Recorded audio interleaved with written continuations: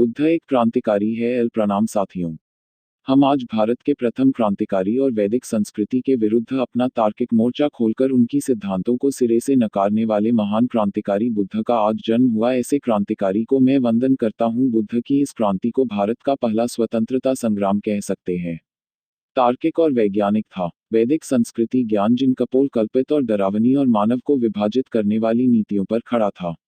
बुद्ध समझ चुके थे कि वैदिक संस्कृति के लोग यहाँ के लोगों को मूर्ख बनाकर अपना धंधा चलाकर खुद की रोटी पानी का इंतजाम कर रहे हैं।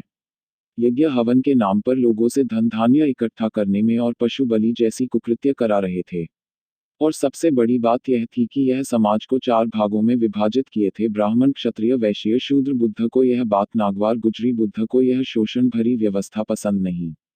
और वेदों के ज्ञाता क्षत्रियों को आपस में लड़ा रहे हैं। पूरी सामाजिक व्यवस्था चरमरा उठी थी। तभी बुद्ध ने तय किया कि मैं इस गैर बराबरी की व्यवस्था को खत्म करके ही दम लूंगा, और उन्होंने इस व्यवस्था को खत्म करने के लिए अपना घर त्याग दिया। बुद्ध अगर चाहते वो भी महलों में राजसी जीवन बिताते। बुद्ध ने सर्वप्रथम यह क्रांति अपने घर से शुरू की। बुद्ध बचपन से ही देखते आ रहे थे कि यह वेदों के ज्ञाता क्षत्रियों को आपस में लड़ाते हैं और दान दक्षिणा यज्ञ हवन के नाम पर उनसे खूब सारा धन ऐंठ कर मौज उड़ाते हैं और निम्न जातियों का शोषण करते हैं, उन्हें सभी प्रकार की अधिकारों से वंचित रखा। तो शिक्षा धन जैसी प्राथमिक आवश्यकताओं से भी निम्न जातियों को वंचित रखा है। उन वेद ज्ञाताओं का यह खेल बुद्ध सहन नहीं कर सके और उन्होंने उनके खिलाफ तार्किक और वैज्ञानिक रूप से उनकी दिए गए वक्तव्य को जो समाज में प्रचलित थे यह साबित कर दिया वह बेबुनियाद और असामाजिक है। कुछ वेद पाठियों ने बुद्ध की बात को स्वीकार कर लिया था, कुछ इतने अंधे थे जो बुद्ध की तार्किक विज्ञान को मानने को तैयार न थे।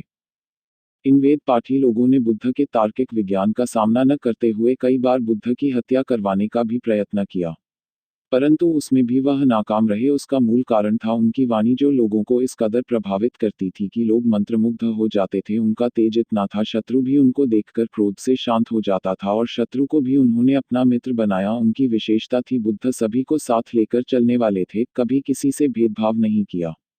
हत्यारे करने वाले जितने भी आए बुद्ध के मुरीद हो गए, क्योंकि बुद्ध जानते थे कि वह खुद इस काम को करने नहीं आए, उन्हें किसी के द्वारा भेजा गया है।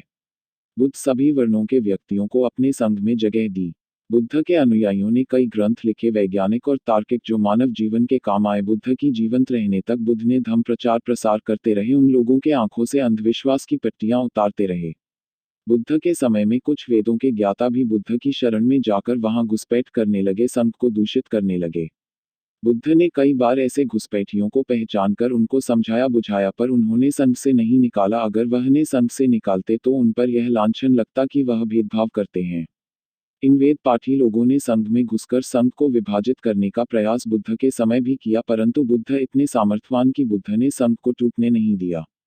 परंतु यह दिन तो आना ही था कि संघ विभाजित हो। बुद्ध की मृत्यु के बाद वेद पाठी लोगों ने को विभाजन करना चालू कर दिया, परंतु बुद्ध अपने पीछे अनेक अनुयायी छोड़ गए थे। जन जन में बुद्ध की विचारधारा फैल चुकी थी, जिसको खत्म करवाना किसी के बस में नहीं, क्योंकि बुद्ध घर घर पहुंच चुके थे, जन जन तक पहुंच चुके थे। वेद पाठी केवल संघ को विभाजित कर पाने में कामयाब रहे।